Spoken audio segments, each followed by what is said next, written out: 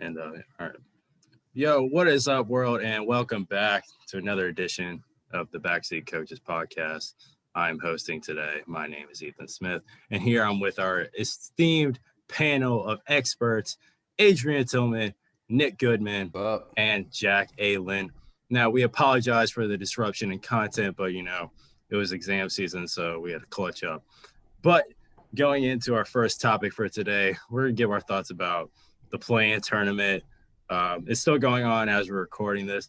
We got the Wizards beating the Pacers right now. We'll see if they can hold on. But, guys, what are your initial reactions to some of the madness we've seen with this play-in tournament?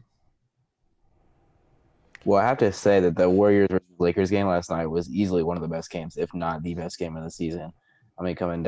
Starting out in the first half with the pretty bad play by the Lakers and then leading to the comeback in the second half and then the crazy shot with a minute left by LeBron, and that whole game was just an incredible game to watch. Yeah, I've got to agree with that. That was a contestant for game of the year. Obviously, we'll see what the playoffs provide, but for a game that ultimately didn't decide a ton, it put the Lakers in the 7 seed, but the Warriors still have a chance to make the playoffs. Hopefully, they don't. But it felt like a finals game, and watching Steph and LeBron just go at it. I've got to say, other early reactions from the play-ins. Jason Tatum, when he needs to be, is a beast. And if he can find that switch and just keep it turned on, he looked like pre-COVID Jason Tatum. He looked like the Jason Tatum that blocked LeBron, the one that we thought was well on his way to becoming a superstar figure in the league. And I think that he's reminding us that he still is that talented. Now we just need him to be that consistent. Yeah, I think overall the play-in tournament has worked out really well for the NBA in general. I mean, usually during this whole week, there would be no games, nothing going on, and even if nothing really has changed in terms of like who was going to be seeded if there was no play-in so far. But I think that a lot of the games, like the Golden State Lakers game, were really entertaining, and it's definitely a lot better than just having no basketball going on right now. Now, I will say, post-COVID, Jason Tatum does have 3 50-point games, Adrian. So, but the main thing about Jason Tatum that I've noticed is that there are 2 very different versions of him, and I don't know which one is going to show up, and that kind of alludes to his whole consistency problem. The best version of Jason Tatum is when he is attacking the basket and he is relentless. During his 50-point game against the Wizards, he shot 17 free throws. That's the key for Tatum, is how many free throws he's getting.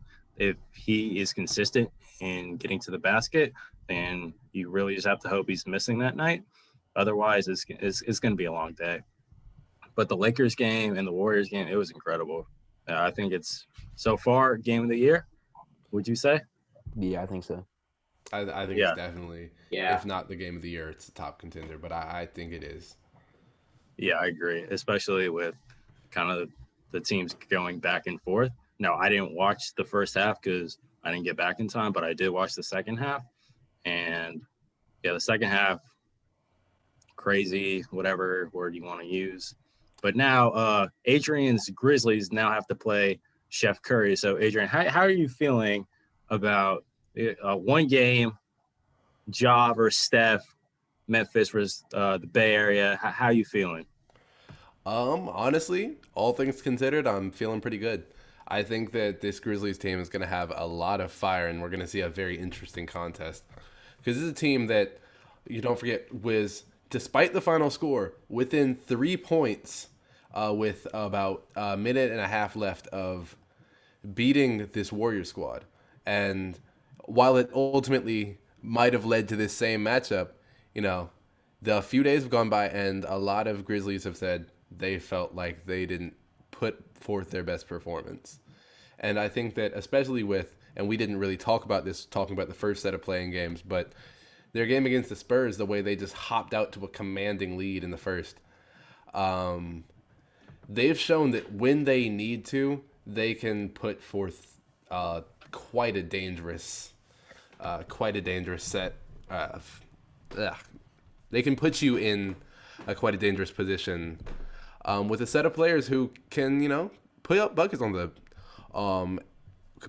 on you. And obviously, it's the Warriors. You've got Steph Curry, MVP candidate, scoring leader, and somebody who can be counted on reliably for over 30 a night. And in a big game like this, quite possibly 40 or more. So it'll be interesting to see how they try and contain him. Are you confident in y'all's ability to contain him, or do you think you just got to roll with the punches? I am confident that this team has it in them somewhere to win. I'm not going to say that they're going to contain Steph because I believe that the only person in the league that can contain Steph on a good night is Steph. I will admit that. But I do believe that, especially with the cast surrounding Stephen Curry, they have some glaring weaknesses that I think the Grizzlies can exploit. Yeah, I definitely think it's a winnable game for Memphis.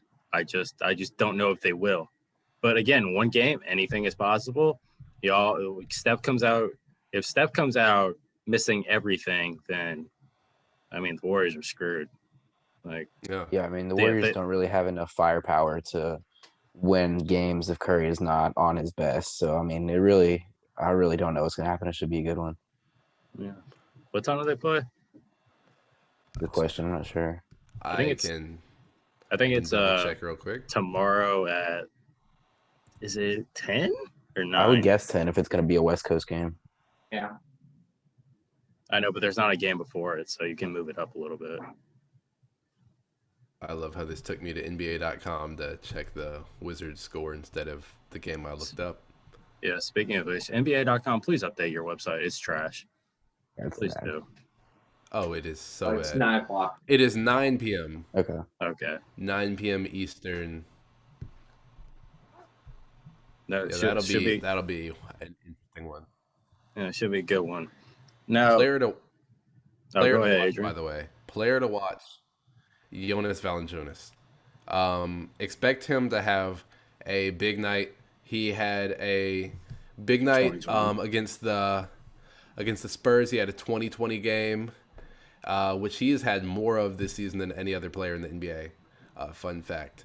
But he should feast on that Warriors interior, where really there's just not anybody to stop him. Oh, yeah, it's going to be bully ball season for Jonas down there, especially off the game he's just had. And the Warriors' biggest player, I think, right now is Kevon Looney, and I'm pretty sure he's smaller than LeBron, so it should be easy pickings for the Grizzlies' big man down there. But with the, joys of the playing game, there comes the sadness. And two of our esteemed panel members are diehard Charlotte Hornets fans who recently have experienced one of the worst collapses in a late season that I can remember. And I feel like they're also disappointed because it's one of the most talented Hornet teams, on top of having the hype and having some people that are actually talented enough to win them games. So I'm gonna give them the floor. And Adrian, if you want to step in and say some things, I'll say some things at the end. If y'all would like to take the floor, now is your time. We're not gonna have a funeral today, but if y'all want a funeral, we will give it to you. But Jack and Nick, please, the floor is yours. Well, I'll say the whole year in general was pretty good, especially for Hornet standards. I'll say that. And I'm happy we have Melo. I'm happy we have Gordon Hayward. I'm happy we have a bunch of other young players that look like they're going to be good for us for a while. But, oh, my gosh. We literally just had to win one of our last 5 games, and we would not be in this situation right now. We'd be playing right now, worst case scenario. We won one of our last 5. And that includes games against the New Orleans Pelicans without Zion, without Brandon Ingram, without like 5 or 6 other players, if I'm not mistaken, where we led in the fourth quarter and found a way to choke that one. We fought back and got the lead against the New York Knicks, and then had Devontae Graham take a wide open three, clank it off the side of the backboard. Overtime, we can't take a shot. And then the Wizards, we lead the whole game. And then we just choke it all away in the fourth quarter, get outscored by like 16 in the fourth, so we lose by like 5. So then we lose our last 5, and we drop from 8 to 10. We're at 8 again. We lose. Even if we lose, we'd be playing right now. So we go all the way down to 10, and then I don't even know what team showed up. I think Charlotte might have left their real team in Charlotte and just took like some scrubs up to Indiana, because that's what it looked like. Like PJ Washington didn't look like he understood what a cut was. He just let guys go right by him and watch the ball. Doug McDermott had like 4 or 5 or 6 wide open jump shots to start the game, which he's literally in the NBA for one reason, and that's to shoot jump shots. I mean, it's what I'm not going to say too much about even the offense, which I could say a lot, where we didn't shoot well and Terry didn't really show up. But our defense looked like a bad high school team. And that's, if you're not ready to show up, especially on defense in a win or go home game, like that's just, I know our team's young and I know we haven't been there, but that's unacceptable.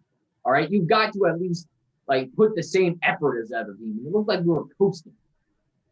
But anyway, I mean, hopefully the team can get better at this point and hopefully the young guys can learn. But it's just a very frustrating end to the season, because even though Gordon Hayward is hurt, this team is good enough to at least to have won one of the last 5 and then to at least put up a much better fight.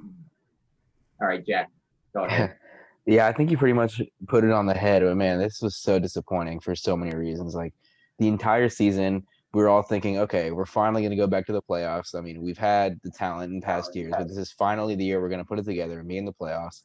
And we were, the top 3 in the East were all kind of separated, but we were firmly in that 4 seed for a very long time.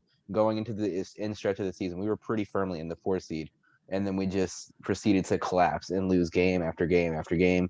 While we did have players injured, we were also playing against teams that had lots of players injured, and we could not pull any games out. And we slowly slid down in the standings until the end, and we finally dropped out of the top 8, and obviously had to play in the worst playing game.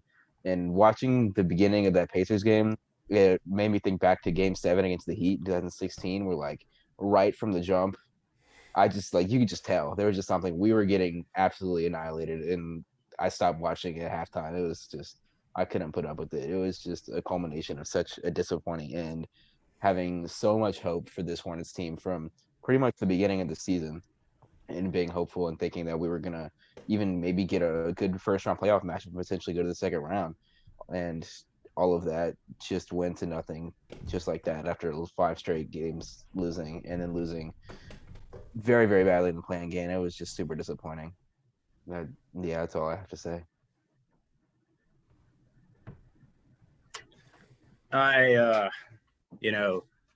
All of us being from North Carolina, we've grown up with the Hornets literally being the absolute one of the laughing stocks of the NBA.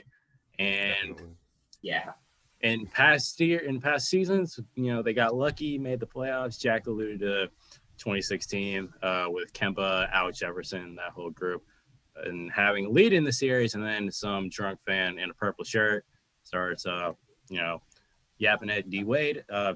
Note to any NBA players: do not yap at an NBA legend. It is just a bad idea.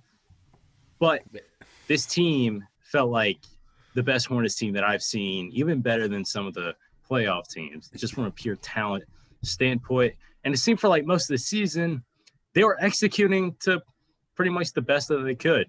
You upset some teams, you lost some games, obviously, but you're kind of playing above expectations. Even with having LaMelo Ball, it felt like you were playing above expectations. When you had guys out, you still continued to win games for a little while, but it kind of caught up to you. And I didn't say this on this podcast specifically, but I mentioned to Jack how I did not think the Hornets should want to be in a playing game for the obvious reasons of, your season's on the line, because I didn't feel like they didn't have playoff experience, which they don't. The main guy with playoff experience on the Hornets was Gordon Hayward, and he's out. So that did not help them whatsoever because the only other dude that's been to the playoffs on that team and has actually played significant minutes is Terry Rozier. And I didn't watch the Pacers game, but I'm guessing they just harassed him from start to finish. That just kind of seems like what the game plan would be. He couldn't get any easier. Yeah. So I think this Hornets team, as talented as they were, they just couldn't piece it all together at the end. It's very disappointing because I don't want to see them in the playoffs, even though they probably weren't going to do anything. You still want to make the playoffs after just sucking for a long time, just to, feel like you have some type of pride and have some type of winning mentality. But that's really all I got to say about it. Adrian, you got something? I've got to say that for a young team, I'm excited for what the future holds for them. I know obviously we've talked a lot about kind of their collapse and them falling from a 4 to an 8 to a 10 to out. But honestly, I think that this was a very important year for them. They realized, they looked at this Pacers team that people don't talk about it, but they're fighting right now to go to the playoffs for what I believe the 6th straight year. And even then, that was only a 1 or 2 year break before. It's like before that, they're playing against a team that has playoff expectations and a culture where they know that when it gets to this time of the season, you have to ramp it up. And I think that this was a good learning experience for them because they learned just how much teams are going to ramp it up and they have to match that. So obviously, while it's not the result that any Hornets fans want, I think it's one that Hornets players might have needed. So who do y'all think, or what type of players should the Hornets try to add in the offseason specifically? So I feel like there are some very glaring weaknesses, and I know they have some contracts coming off the books with some role players, but what kind of players do y'all think they should target in free agency, maybe to swing some deals at the draft? Nick, I see you itching to answer. Yeah, I was going to say we need a center bad. All right. Cody and Biz are free agents, and honestly, they're both not really that good. And one of the biggest things that we struggled with the whole year was defensive rebounding and protecting the rim. And we've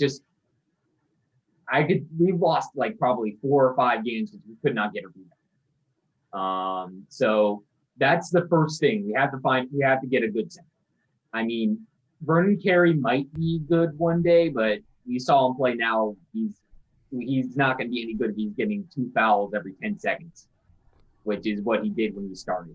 But we need a center bad. Besides that, probably other more consistent shooters so that when guys get hurt, we don't have it to where we just basically rely on Terry to bail us out every 2 seconds.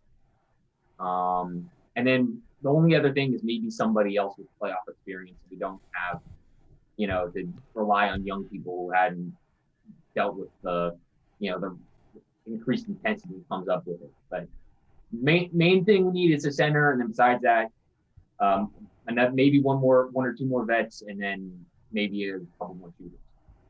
Yeah, that was my thinking too. I mean, we relied on Cody and Bismack for all year, and those were the only 2 centers that consistently got minutes, and neither of them were consistently healthy either.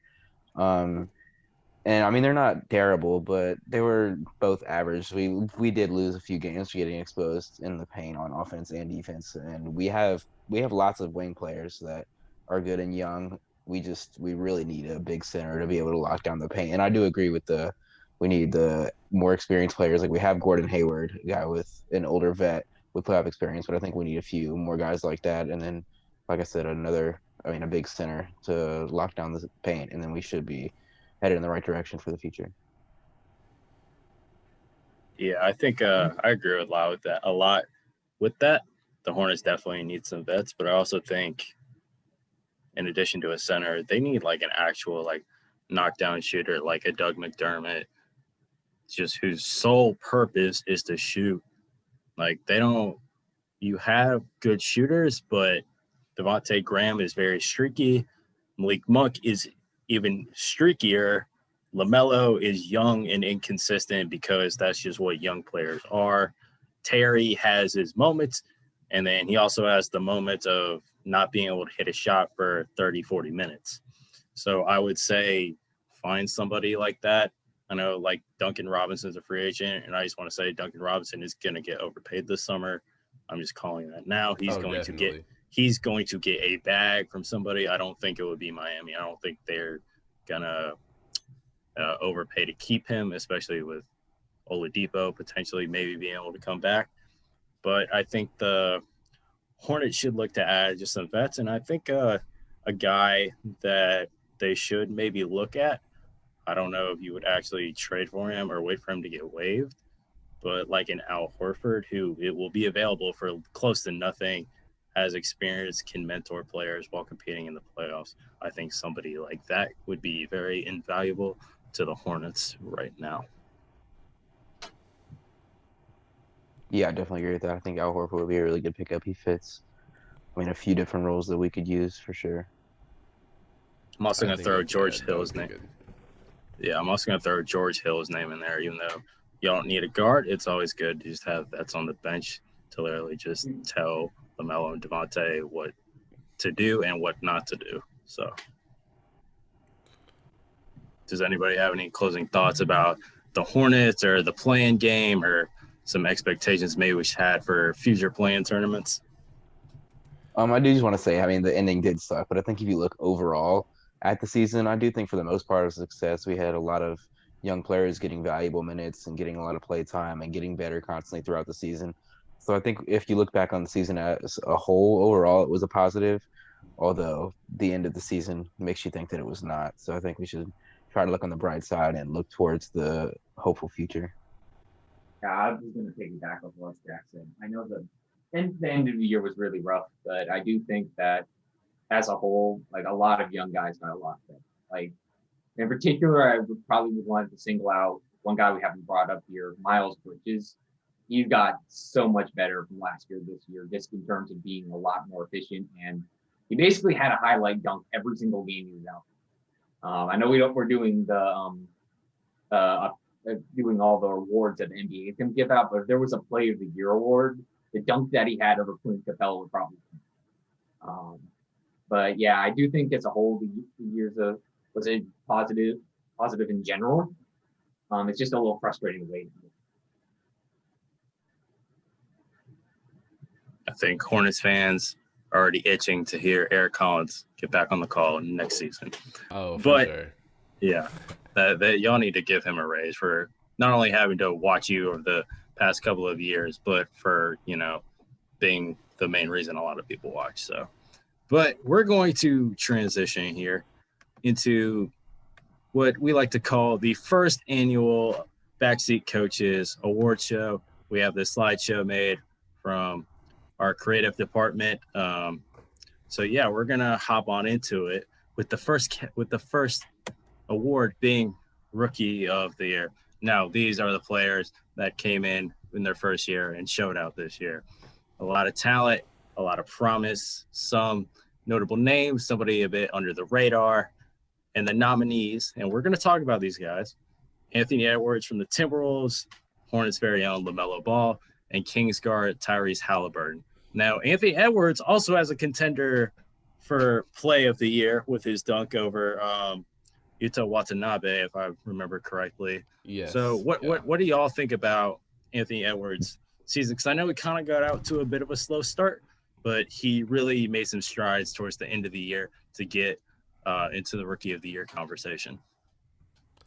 At the end of the day, I think that he is going to be the best scorer in this draft, not necessarily the best player, but in the back half of the season, he showed an ability to get the ball to the basket with almost supernatural ease, as he kind of forced his name back into this conversation. As for a while, people talked about Ball and Halliburton and maybe Emmanuel Quickley in New York, and he really pushed his way back in this largely on the basis of his being able to be aggressive, get buckets, and kind of not only get buckets, but get buckets that make people say, wow. that guy just did it again. And I think he also what holds the he had the highest single game scoring total out of the rookie class, I believe, at 41. He's just he's balled out. But the problem with him was that for the rookie of the year, it's a cumulative award, and he didn't start off all that hot. Yeah, I agree with all that. I mean, he definitely did not have the greatest start ever, but towards like the halfway point, he really turned it around, scoring the ball. I mean, he was scoring at an elite level for a very long time. But I mean, like you said, it is a cumulative award for the entire year. So I would biasly have to give it to LaMelo Ball, but I do think that Anthony Edwards, well, like you said, will be the best scorer and was certainly the best scorer of rookies this year. Yeah, I Oh. don't really have much more to add. I'd just like to also. Oh, my bad, Nick. I was literally just going to say I don't really have much more to add to that, and that he does look like he has a lot of potential to be the best scorer in this class, and basically more or less what everybody else said. Now, if we had a funniest player of the year award, it would probably go to Anthony Edwards. The kid is absolutely hilarious in like everything he does. But we're moving on to our Hornets fans' prized player, LaMelo Ball. I think we all agree this year he proved that he is for sure worth the price of admission. We talked about him kind of having the complete season. So what are your brief thoughts about LaMelo in this season, and kind of what are you looking forward to in the future from him? Well, Zach, you got it. Okay. I mean, it was really exciting to watch from a Hornets fan's perspective. I mean, he can really do it all. I mean, he was scoring, he was passing, getting rebounds. I mean, he was really doing it all. And I remember he didn't score any points in his first game, and people were already calling him a bust. And then it was just so exciting to watch. I mean, the numbers he was putting up. He's now the youngest player ever to record a triple-double, I believe. Yeah. And I mean, the things that he were doing on the floor were just incredible. He was made so many flashy passes. The alley-oop combos to Miles Bridges were just phenomenal. I mean, the highlight plays after highlight plays, it was really incredible and exciting to watch, and definitely makes me hopeful for the future. I think that everything he said there, very much. I think that he's the rookie that's shown us the most this year, and he's out of these guys. I think he's number one or number two in the class in the most developed. And that's a class with, several people who spent 3-4 years in college, who are developing into their role player roles very well. But this guy, from day one, knew that he was going to be a focal point on this team. And honestly, within a couple games, he picked up and showed it. He said, all right, this is my team to lead. And that's not to say that sometimes he doesn't try and do too much. All these guys do sometimes. Tries to make the flashy pass that isn't there, gets a turnover, makes one bad play, but he's advanced beyond a lot of guys in this class, beyond where their ceilings are already in his rookie year. Just shown himself to be a capable leader of this team. Yeah, what else can we say about this guy? I mean, he's impacted the games in so many ways for the Hornets throughout the year. And the craziest thing is that the guy's only 19. All right, he's only going to get better at this point. So it is really exciting as a Hornets fan, knowing that we've got him long term. He's only going to get better from now. The biggest thing about LaMelo, and we talked about all the ways he impacts the game, but I think his biggest impact is his impact on winning. The Hornets are clearly better because of LaMelo Ball than you may argue Anthony Edwards, although Anthony Edwards is completely different situation, some other factors going on.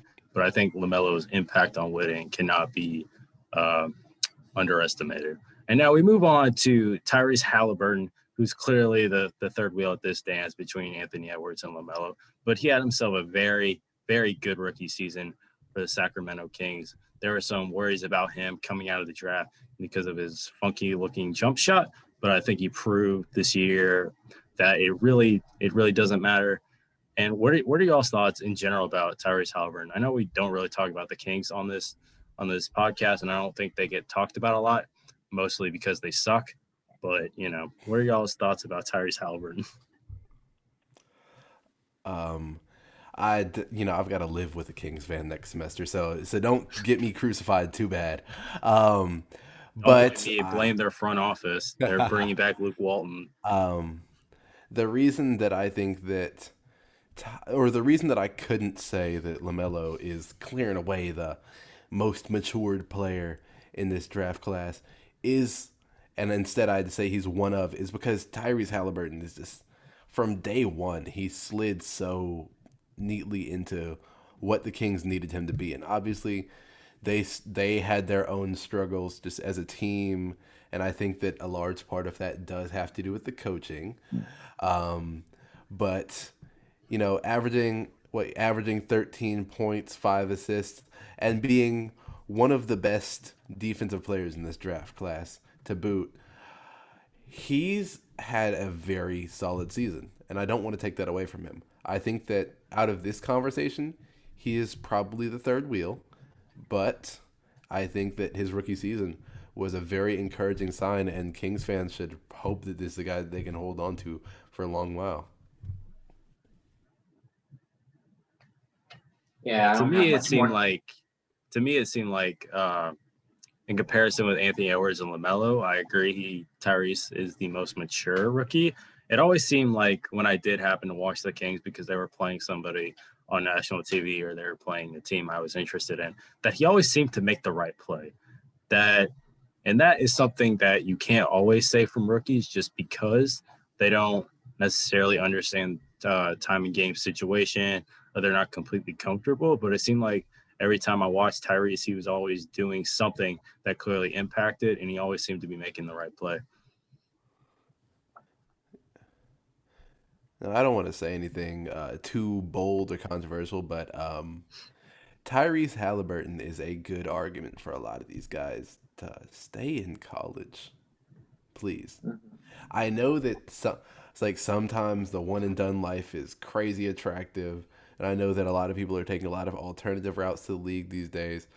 But unless you truly are in that class of guys who either needs to go for whatever reason or is good enough to where you know that you're going to be a heavily recruited highly drafted, guaranteed lottery pick type guy. Outside of that, Tyrese Halliburton is a great example of why staying a year does wonders. Because I think that a lot of the maturity and a lot of the decision-making skills he exhibits on the court are things that he had to learn playing at the collegiate level. Yeah, that's a great point. I just want to say that everybody's path is different. I know I'm not a Division I college basketball player. None of us are. None of us came remotely close to it. But I will say, Ouch. I think it's true. It's true. I think, like I said, everyone's journey is different, and I think you just need to trust yourself and kind of just bet on yourself. I know it's become a cliche, but I really do believe it's true that if you truly believe that if you stay a year, the NBA teams will find you. If you have talent and you have game and you go out and show it, the NBA teams will find you. It doesn't matter how long you've been there. Just continue to kind of just show what you can do, and I promise the NBA teams will come looking for you. But I think we've all kind of given away who we have winning this award, so might as well not waste any more time. And the winner is LaMelo Ball. I think for all of us, just the complete body of work kind of really just kind of put him over the edge. So ending out. Anthony Edwards with his season averages of 15.7 points, 5.9 rebounds, and 6.1 assists. Thank you, Basketball Reference, for these numbers. Now we're moving on to our next category of Coach of the Year. Now these coaches have helped elevate their teams and franchises into winning positions, some taking teams that are usually bottom feeders and turning them into the top of their conferences. And the nominees are Tom Thibodeau from the New York Knicks, Monty Williams from the Phoenix Suns, Quinn Snyder from the Utah Jazz, and Nate McMillan from the Atlanta Hawks. Now, I don't think anyone wants us to really hear us talk about 4 different coaches that probably most people don't know who they are. But I do want to point out Tibbs, Monty Williams, and Nate McMillan specifically. And I know that's 3 of the 4 of them. but I feel like Quinn Snyder, everybody knows him. So what are y'all's thoughts about Thibodeau, Williams, and Nate McMillan, especially Nate McMillan having taken over at midyear, kind of transforming the Hawks into a real playoff team? I want to start with Nate McMillan because when the Hawks fired Lloyd Pierce at the beginning of the season, the Hawks were not looking like the most hopeful team ever. But after McMillan was hired, they started on an 8-game win streak, and then they ended under McMillan 26-12, and ended up with the 4th seed in the East. And I mean, they're looking promising. Or no, the 5 seed, right? Because the Knicks got the 4 seed. Yeah, 5. The but Knicks got the 4. yeah, but I mean, McMillan really turned this team around. I mean, they were looking like the same old Hawks at the beginning of the season, and then he joined the team, and they look better from the jump. Like I said, starting out 8-0. So he is my pick for Coach of the Year, and I really think that the way that he turned this Atlanta team around was pretty impressive. I will agree that he did truly do something very impressive in Atlanta. But I've got to say, I think that there's a guy in the Western Conference who did just as much. And I think that guy is Monty Williams. He's my personal pick for Coach of the Year because the Suns have had a truly tremendous amount of success. And as much credit as I want to give to, the players and Chris Paul, especially somebody who's shown this ability before to just show up and now the team's a winner. I do think that Monty Williams I think that he deserves a larger share of the credit than he gets because he has taken this squad and a team that had the parts that had success did not win. Or sorry, the teams that had success did not have chemistry, and the parts of the team that had chemistry from playing together hadn't won. And he took those two things and meshed them, and from almost day one, it seemed like this was a team that we'd been seeing in the playoffs for the past 5-6 years. They played like a squad of guys who are used to being finals contenders. And I think that we have to give him credit for his role in that. And he's my personal pick. But I think that these are all, I wouldn't be mad if any of these guys won it, honestly. Yeah, I agree that I wouldn't really be mad if any of the coaches won it. I mean, Nate McMillan did an amazing job turning the Hawks season around, and Monty Williams has done a really good job turning Phoenix into a Western Conference contender. My personal pick is Tom Thibodeau of the New York Knicks, and the Knicks have been. Everybody knows they've been bad for a long time, even longer than the Hornets actually. Been That's since bad. Carmelo Anthony was there, and going into this year, nobody would have said that they'd be even in the playoffs, let alone the 4th seed. Just looking at this roster, no one. But he's come in there and he's made them a tough, gritty, defensive-minded team, and they've found a way to win 41 games in an abbreviated season and end up at 4th seed in the East without a lot of significant additions to that team that wasn't even ever really considered a playoff or even probably a play-in. So I picked Thibodeau because of how he overachieved. Yeah, fair. Yeah. I also voted for Tom Thibodeau, and I guess we'll get on to who actually won. It was, in fact, Tom Thibodeau. Our other panel member, Cam, who could not be here tonight, also voted for Tom Thibodeau, so he kind of pushed it over the top. The Knicks finished first in defensive rating this season. And the main thing about Tibbs was that he empowered his players to feel like they actually had a chance. Like a lot, like if you looked at the preseason expectations for the Knicks, they were, first pick, high lottery, like no one thought they were going to be any good. And here we are today. They're the 4th seed and they have the best defense of the league. And a large portion of that credit goes to Tom Thibodeau. And if you want to argue that, Julius Randle has carried, well, Tibbs put Julius Randle in a position to succeed. So I think Tibbs deserves Coach of the Year. If Monty Williams or one of these other coaches wins, I have no problem with it. I think they've all done a tremendous job, especially through this shortened COVID hybrid crazy ass year that we've had. They're all deserving, but I think Tibbs is just, I think he's the one. And we move on to our next category of most improved player. These are the players that have really stepped up their games during this year and taken their name and games to new heights. And the nominees are Jeremy Grant from the Detroit Pistons, Jaylen Brown from the Boston Celtics, and Julius Randle from the New York Knicks. Guys, what do you think about these candidates and how they've kind of improved their games over the course of the season? I think that Brown is an interesting one to see here because he did improve, but it's been there the whole time. I personally I feel like he has had more games that have proven it, but I feel like he's had the reputation for more than just this year of as somebody who could, be a secondary star on that team. I will agree that he has improved in his ability to do that night in and night out, but I think that these other two right here, Julius Randle especially, but Jeremy Grant as well, I think that the other two have kind of had more dramatic improvements, and I think that Julius Randle wins this simply because it's easier to show off how much more improved you are when you can also point at the wins column. But Jeremy Grant has had a season that's not to be, ignored. He has turned into a guy who, at one point, I wondered if he was ever going to even nail down consistent starter. I legitimately had a fear that he was going to fall into the list of, sixth, seventh, eighth man.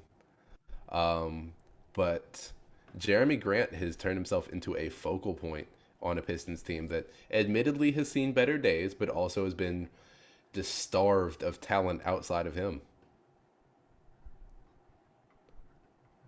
Yeah, I want to point out about Jaylen Brown. And while I do think he is clearly the third guy on this list, I will say he did kind of change kind of people's expectations about him for being, a clear kind of Robin to potentially Jason Tatum's Batman to more of a co-star. And I think that kind of is what allowed him to be in this conversation. I also want to point out about Jeremy Grant that he took a big contract that a lot of people kind of laughed at, and that when the Pistons offered him this past offseason, it's like, what the hell are y'all doing? He's would y'all say before the season a role player at best, and kind of prove that he can get 20 plus every night. And then we have Julius Randle, who I think everyone would agree is the clear-cut favorite for this award. Not only the improvements in his all-around game, but the impact on winning and getting his team to the 4th seed in the East. There's somebody I want to bring up, actually, that is not on this list.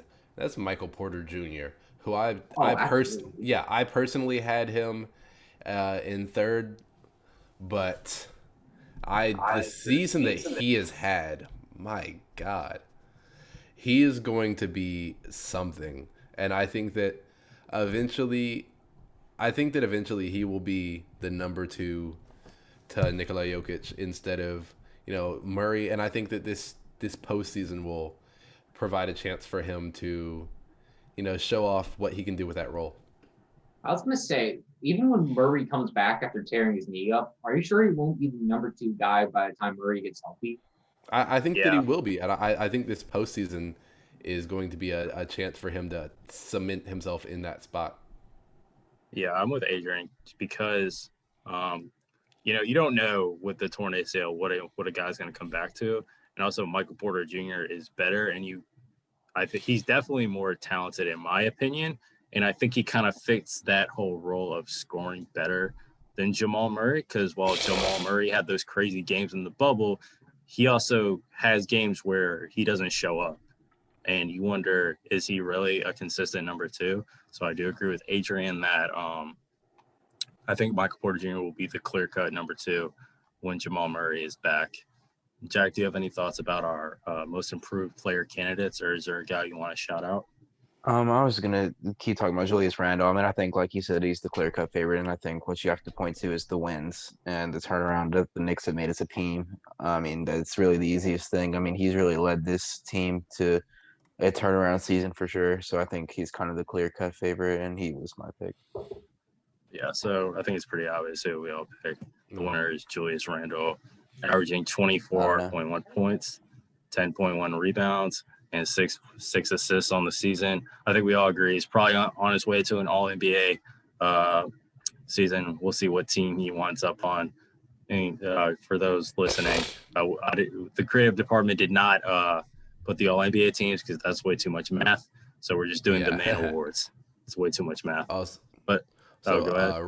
rest in peace to all the most improved player candidates who just absolutely murdered their own chances after the trade deadline. I'm looking at you, Booch and Levine, the Bulls dumpster fire.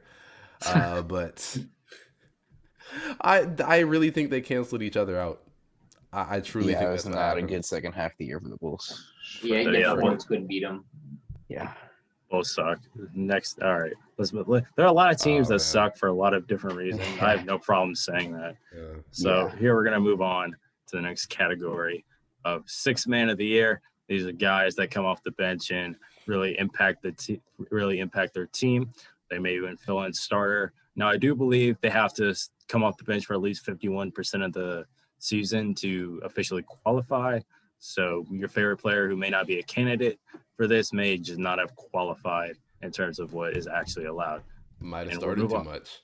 Yeah, might have just, want to give them starter checks. So move on to the candidates. We have Jordan Clarkson of the Utah Jazz, Derrick Rose of the New York Knicks, and Joe Ingles, also of the Utah Jazz. Guys, what are your thoughts about our sixth man of the year candidates?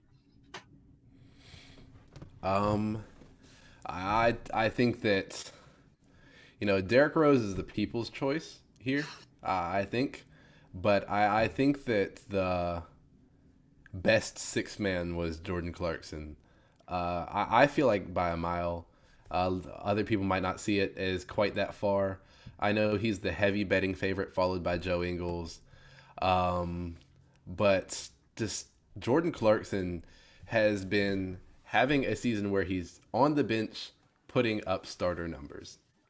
And he's done it. Looks like he's done it several times. He's done it consistently. And he's done it without disrupting the actual starters' numbers, which is something that I think is a crucial part of the sixth man of the year argument. If you can go and get yours and run the second unit and play with the first unit and mesh with the team well enough to do that without messing up your stars getting theirs, then I think that you've earned yourself a sixth man of the year. And I think that that's what Jordan Clarkson did this year. Yeah, Clarkson, he was the spark for the Jazz. Obviously, Joe Ingles is on here, but I agree. He was, when that second unit came on, I really think it was Jordan Clarkson that came and led the troops and really, really helped with the success of this Jazz team going down the stretch. And I think, he's my pick, and I do think he's kind of the favorite. Not much more to add. I think Jordan Clarkson had been running away from this award throughout the whole year. And, Derrick Rose has been pretty good for the Knicks, and Ingles has been pretty good also for the Jazz, but this is Clarkson's award. Yeah, Jordan Clarkson has a phenomenal year in my fantasy basketball league, which I happen to have won, so claps to me. But I'd like to thank Jordan Clarkson. I took him with the last pick, and he balled out for me this year. But unfortunately, as I'll show in the next slide, or if you're listening to this, he did in fact win this. It was not unanimous. I voted for Derrick Rose, and not because I'm a fan, Adrian, but because the Knicks really took off, in my opinion, when Derrick Rose got to the team, and also that he came in and closed games for them. And me having Jordan Clarkson also allowed me to see when he was not getting buckets off the bench, when he was not having his great nights. But since he's on a really great team, it kind of compensated for that. So as we see on the season, he averaged 18.4 points, 4 rebounds, and 2.5 assists. Dwayne Wade also said if he came back, he would want to be Jordan Clarkson. So I think that should be also noted here. Yeah. Yeah, yes, sir. I'm not hating on Derrick Rose. He played a very important role in helping the Knicks close games and hold off teams trying to make their comebacks. But this Jordan Clarkson's been insane. He put up 41 points like last week. Yeah, I know. He helped me close 41 out off the bench. he helped me close out the championship, so I appreciate him for that. So, but as we move on to our next category, defensive player of the year, these are the guys that really lock people up, help their teams lock teams up. And we'll get on to the nominees. We have Ben Simmons of the Philadelphia 76ers, Bam Adebayo of the Miami Heat, Rudy Gobert of the Utah Jazz, and Nerlens Noel of the New York Knicks. Now I'm gonna start with you, Adrian, because you've been on the Nerlens Noel hype train. So I'm gonna let you Let me say defend your myself. piece. Yeah, say your piece. Um, I think that in the eyes of a lot of people, this has been a three-man race, or maybe even two, depending on your opinion on Bam Adebayo's defensive season. But I really think that Nerlens Noel has been somebody who has been way, way too slept on in the DPOY conversation. He's averaging 2 blocks and a steal this game. He's the only player in the NBA currently who is doing that. If I can pull up my advanced numbers right here. I'm not going to find them, but I know that he's top 3 in defensive win shares. He's allowing the same field goal percentage that he's allowing the same effective field goal percentage as Rudy Gobert this season. He's 4th in the league in blocks. He's averaging more steals than either of the other centers on this list. He's just been playing lights out, and he's been helping win games. He had a ridiculously clutch block 5 or 6 days ago against the Celtics. Just stuffed. Fuck you. Stuffed. We were playing the main Red Claws came to play that game. I don't even think Jason Tatum and Kemba and Marcus Smart. Basically, our top 7 didn't play. So, but still, fuck you for that. It wasn't important for the Celtics, but it was an important game for the Knicks as they were playing for seeding. And Nerlens Noel helped preserve that. I think that he's had a very good defensive season, and a lot of people questioned him when he got to New York. And really, this guy, he was written off as a bust by the time he got there. And he's had an excellent season. He's one of the worst offensive hands in the league. I will say that. He is there for one purpose and one purpose only. But his defensive job, which is what he's there to do, he does very well. And I personally believe as well as anybody else in the league. I think Ben Simmons is a guy that will always be overhated / underrated simply because he has no jump shot. People don't really look at, the passing and rebounder. We don't need to get into all that because this is a defensive award we're talking about. But Ben Simmons' value is so consistently underrated by the community. It's crazy. And I mean, defensively this year, he's been phenomenal. He's really been a lockdown player for the 76ers this year. His play on the defensive end has really been phenomenal. He's kind of been the anchor on that Sixers team to help them lock up the top 3 spot in the East. He's been sensational on the defensive end. Yeah, I wouldn't be too mad if Simmons won, but I just think that Rudy Gobert has just been so consistent on defense, just being the anchor, with shot blocking and rebounding and stuff like that. So I went with who I'm expecting. I also voted for Rudy Gobert. I actually expect Ben Simmons to win this in real life because of voter fatigue. Yeah, I was going to mention that. We just played a lot of players over the years. But my thing with Ben Simmons, and since my fellow panel members have known me to be quite the Ben Simmons hater throughout the years, simply because I'm a Celtics fan, so I don't fuck with the Sixers. But I have come off of that a little bit. But I saw a stat where people are shooting 58% against Ben Simmons and 42% from 3. And I also think that what kind of hurts Simmons and helps Gobert is that you can make the case that Simmons isn't even the best defensive player on his team. There's Thibault and there's Joel Embiid. when you take Rudy Gobert off the court for the Jazz, they're a completely different defensive team. And I think that's kind of what pushed him over the edge. And now, as we'll get into this, Cam also voted for Rudy Gobert. And this would be Gobert's third Defensive Player of the Year award. He averaged 13.5 rebounds and 2.7 blocks for the Jazz, helping them lock up I believe, the best record in the NBA this season. Any final thoughts about our Defensive Player of the Year candidates? All right. And we'll move on to the award everyone has been waiting for, the award that people have debated on Instagram and Twitter, the Wild Wild West that is known as Twitter. Most valuable player. These are guys that argue for best player in the league this year, had the best season, most valuable to their team. There's a lot of different definitions about how you want to define this award. But the nominees are Steph Curry from the Golden State Warriors, Chris Paul from the Phoenix Suns, Nikola Jokic from the Denver Nuggets, and Joel Embiid from the Philadelphia 76ers. Guys, what are your thoughts about our nominees? Y'all didn't run this list past me. Chris Paul was in our top 4? The creative department deemed Chris Paul to be in the top 4. Like I love the guy. Y'all know he's on my point guard Mount Rushmore, but he's in our okay.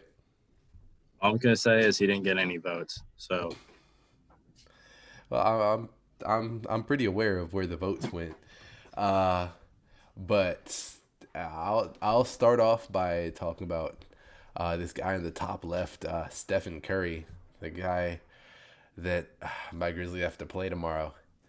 And I'm going to say that he has really put this Warriors team on his back. 32 points per game, and just leading them to the 8th seed with Draymond Green and who else? I mean, Anthony Wiggins. But people have finally accepted that Anthony Wiggins is not a budding superstar. Andrew Wiggins. Andrew, not Anthony. Yeah, y'all know who I'm talking about. Resident hot boy Kelly Oubre Jr. can't make a shot that he has to where he can't put his hands on the rim. And the rest of the team has just been a combination of lackluster interior play and a lack of depth on the bench. And yet they're playing in a play-in game tomorrow for the chance to go against the Utah Jazz in a 7-game series, and that is because of Steph Curry. The man has been truly just amazing this year. That being said, he was not my MVP vote. I know that there are at least a couple of like minds in the creative committee, so I'll let somebody else talk about the other players, but I figured I'd at least hype Steph up a little bit before ultimately gunning down that he's not my MVP. I mean, I'll say this later when we talk about it, but he was not my pick for MVP. Although I think we can all applaud season Steph Curry's had in a year that was allegedly supposed to expose him for being carried by how good his teams were, for being saved by Kevin Durant and Klay Thompson time and time again, to carrying this team on his back while Tillman's favorite player, Anthony Wiggins, was doing whatever. I meant to say Andrew. Oubre and Kelly Oubre was doing whatever Converse shoot or Balenciaga shoot he got going on during the game. Whatever Instagram picture he was about to put up in about 20 minutes at halftime. Whatever they were doing, carried them. Hats off to Steph. He has an amazing season. But my MVP pick was Nikola Jokic. There it is. He also carried his team. And now I think he just has the complete body of work where he has everything you're looking for, the stats, the impact. He played every game this year in a season that had a crazy amount of injuries, health and safety protocols out of nowhere. He somehow played every game, dominated, and he is my pick for MVP this year. As he should be. Yeah, same here. I mean, I will say I would think about Embiid a little bit more if he didn't get hurt and not only miss a chunk of the year, but the Sixers ended up being fine for the most part when he was hurt. But yeah, Jokic yearly average a triple double as a big man, as a center. I mean, he's really efficient, like shooting numbers. He can basically run an offense, which how many centers can you say you can run an offense? But he's been really good here for Denver, and especially with Jamal Murray out. I know we talked about Michael Porter stepping up, but the team around him isn't necessarily like great, and he's put him in the position where I believe they're third in the West. I think.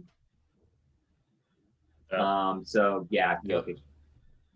Yeah, I'm with them, and I mean, I said it when Jamal Murray first went down, and nobody agreed with me.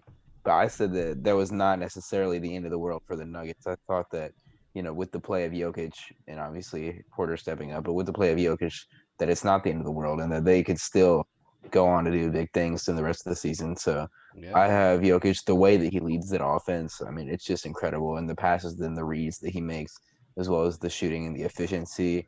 I mean, everything that he does in the offensive end is, I mean, it's mesmerizing. It's crazy to watch. So I'm going with Jokic for sure. And we're about to get a first round rematch of the 2019 Western Conference semis, I believe. Yeah, That is correct. Between the Nuggets and Blazers, that'll be a series to watch.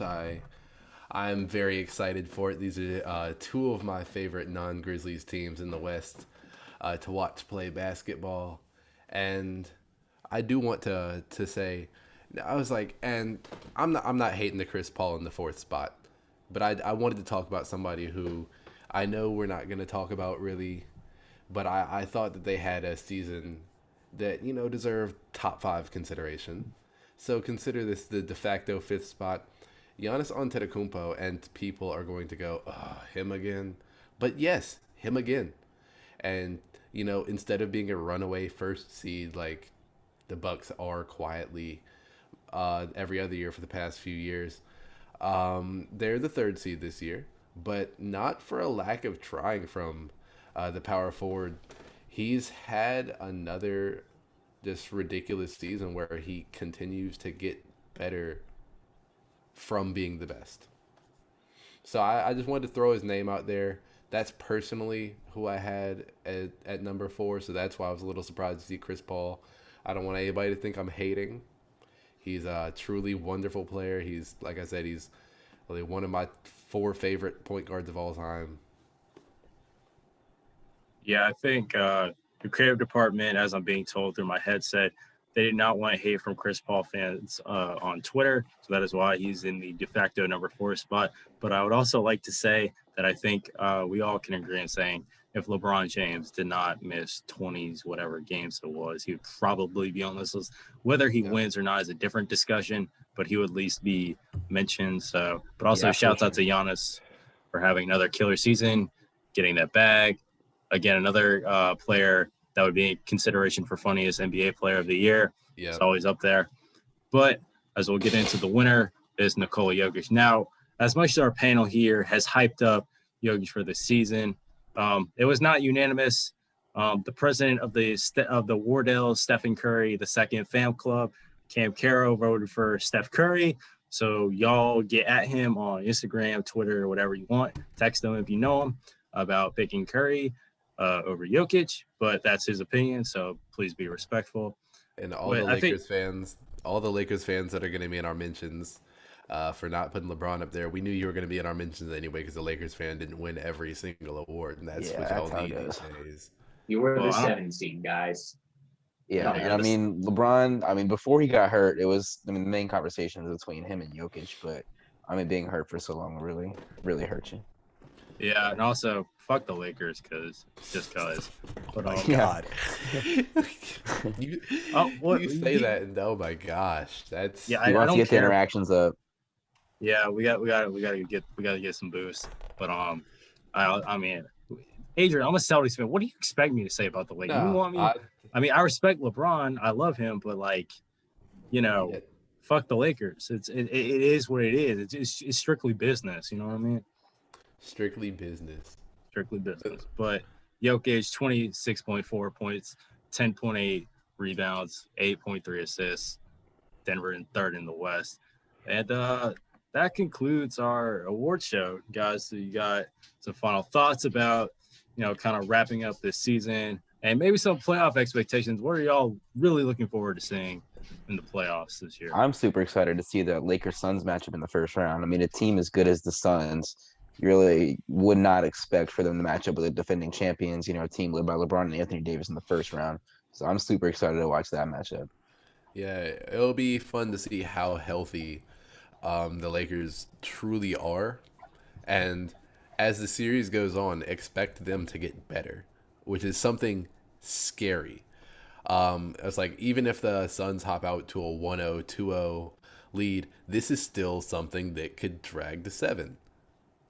And that'll be a series that'll be interesting to watch. My storyline to watch, not necessarily a series, but with, I believe, it being now official that the Wizards are in the 8th seed. Okay, not quite official, but they're up 35 with 8 minutes left. Jesus. Yeah. And Beal said, they're going to be the Russell and Beal said, I got to get that playoff bonus. Yeah, so that makes the Hornets look not much better. Yeah. It's essentially official. The Philadelphia 76ers will have a very interesting road. Not only to the finals, where they will most likely have to go through a Nets team, but to the Eastern Conference Finals, as now they have a first-round matchup against the Washington Wizards with 2 stars and former 76er Ish Smith, and then a second-round matchup with former 76er and DPOY candidate Nerlens Noel. You don't know about that yet. You don't know about that yet. Yeah, I don't know if they get out of the first round. I believe in the Knicks. I believe in the Hawks. Let it be known. Yeah, I believe in the Hawks. Let it be known, as much as Nate McMillan has done great things for that team this season, I believe in the Knicks. I don't think it's clear, but I mean, it could go either way. I'm just 50-50. saying, I would 50-50. personally just take the Hawks. That's just me, though. But I will say, if it comes to pass, I believe it will. Y'all believe it won't. Whatever. If it comes to pass, that is a very interesting path for a 76ers team, where Ish Smith was a role player on that team for years, and then followed by a series potentially against Nerlens Noel, somebody who, that's the reason the 76ers are the reason he was considered a bust. Them trusting the process led to him trusting another team, and that will be it's like, and that will be something to watch if it happens. Yeah, I think the Sixers made the right decision by sticking with Joel Embiid, though. What do you think, though? Yeah. They did. I think that ended up pretty well. One thing I'm going to look at, again, this is not like one series I'm going to be looking at, but I want to see what the Brooklyn Nets look like. Because, I mean, in theory, if you look at their team, they should, just based on talent, just run for the whole the NBA and just win the final. But they've only played, the whole team's only played a handful of games. If I'm not mistaken. So 8, I believe. I also kind of, I think it's 9 now. Okay. Yeah, I'm interested to see how they go up against teams who didn't necessarily just manufacture like just a overpowered super team, and just see how they play with each other when they haven't even played 10 games the whole year with each other. Yeah, I think you bring up a good point with the Nets. We're about to see I think a lot of people's concern with the Nets is their defense, and we're about to see what it's looking like against Jason Tatum. We'll see if they can hold him or if Tatum will hold himself like he has before. But a series I'm actually really looking forward to it is a rematch. I do also have one. Oh, go ahead. I was going to say, I do also have one thing I want to point out. There are a lot of teams. I believe half of the play-in is in the 10 youngest teams in the league. So there are a lot of teams in the lower side of the standings who are, and then even just outside of that 10, the Hawks are the 11th youngest, the Knicks are the 13th. They're still below the average line, so just watch out for those teams that could potentially be getting better. Yeah, but the series I'm looking forward to is a rematch from a series in the bubble where a lot of people would argue one team got screwed because of some ejections and injury, and that is the Mavericks and Clippers going back at it. Now, I think this is a big test for the Clippers. They got a lot to prove. A lot of people calling them frauds. Pandemic P. Will the moniker come back to haunt him? But this is a big series going against the team that they played last year, where they kind of let Luka kind of just do whatever he wanted. Now, granted, Luka does that to a lot of people, and again, I had Luka on my fantasy team. So Luka, if you're somehow listening to this, thank you very much. But yeah, I'm very interested to see. Quit complaining, Luka. If you're listening to this, please share it with everybody in the NBA and all of your 5 million followers on Instagram. So Adrian does not mean that comment, but actually he probably does, but you know what I mean. No, so I'm looking forward to that. What I was trying to tell him to say is he needs to shut up sometimes. Yeah, he literally admitted he needs to shut up. I was like, he's looking for the calls in the same way that somebody who's been a superstar for 10 or 12 or 14 years might ask for them. You're 21, bro. Stop whining. You're going to get hit. Yeah, but I mean, he need to learn to shut the hell up. It gets on my damn nerves. But do we have any final thoughts about these playoffs? All right. Well, thank you all for listening. Make sure to like, comment, subscribe, follow, share. Y'all know the deal. And we'll catch you next time. Peace.